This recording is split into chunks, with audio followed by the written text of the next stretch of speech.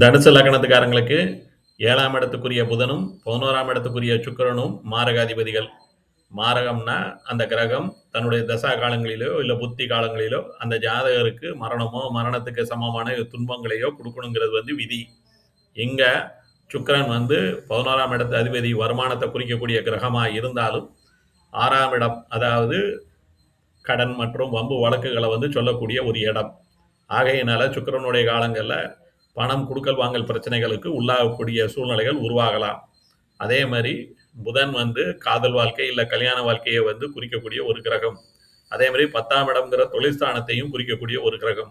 ஆக புதன் தன்னுடைய காலங்கள்ல இவங்களுக்கு காதல் வாழ்க்கையிலயோ, இல்ல கல்யாண வாழ்க்கையிலயோ, இல்ல தொழில்லயோ இவங்களுக்கு பல பிரச்சனைகள், சிக்கல்கள குடுக்கலாம்.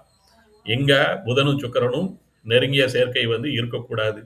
அதே மாரி புதனும், சுக்கிரனும் தீய கிரகங்களோட சேர்க்கையோ, இல்ல பார்வையோ இருக்கக்கூடாது.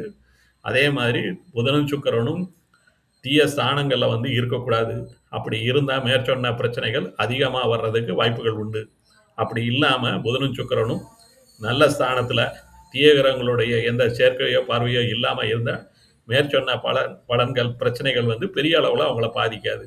நன்றி, வணக்கம்.